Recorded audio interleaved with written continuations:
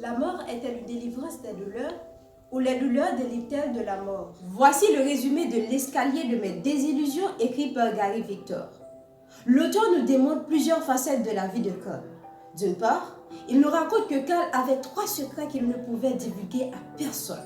Par exemple, l'assassinat de Gaston Paisible. Dans un coup, l'ennui engendre l'infidélité, qui fut le cas de Cole, qui était divorcé de Jézabel. Durant leur mariage, il n'avait pas cessé ses vagabondages sexuels. Il trompait sa femme à plusieurs reprises, notamment avec la maîtresse du Vénézuélien. L'auteur ressasse une triste réalité qu'est la séparation de proches, comme la mort du père de Cole. Durant le funéraire, la famille ne voyait que des hypocrites qui faisaient semblant de compatir. Subitement, un mulâtre vient saluer la famille, mais avant, chuchota à l'oreille de Cole un secret qu'il croyait être le seul à connaître. Un jour, Cole a rencontré l'assassine à coups de marteau qui lui dit qu'il avait tué son propre père. Cole pensait à la mort de Gaston Paisible. Durant le visite de Cole chez le poète, il était attendri par la voix de Gaston, jusqu'à ce qu'il plaqua ses lèvres sur celles de Cole, qui lui planta un coup de papier entre les omoplates. De l'autre côté, Cole et Ma Hernan étaient angoissés car Jézabel et Anna, sa fille, ont disparu.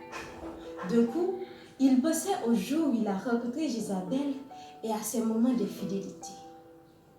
De retour à la réalité, Cole regardait Ma Hernan qui souffrait de douleur. « Ok, dit-elle, je vais te dire pourquoi. Ni moi ni Jézabel ne vont jamais à Jérémie. » Un soir, le dernier fils de Madame Carnot, l'avocat, était ivre et s'est jeté sur la servante Célia, la violée, ce qui l'a poussé à retourner à Jérémie. Quelqu'un frappa à la porte. C'était l'avocat. Quoi? Il venait pour s'excuser du mal qu'il lui avait fait et il cherchait un refuge. Célia accepta qu'il rentre et l'a dénoncé aux miliciens. Puis, elle a su qu'elle était enceinte de l'avocat après sa mort. Des gens voulaient la brûler avec sa fille comme dénonciatrice, mais elles ont été secourues par les miliciens. Tout à coup, un homme est apparu et a laissé Cole téléphoner Jézabel.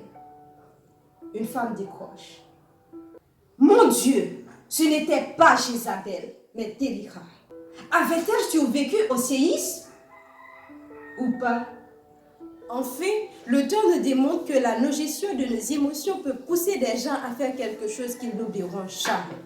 Vivre sans illusion, c'est le secret du bonheur.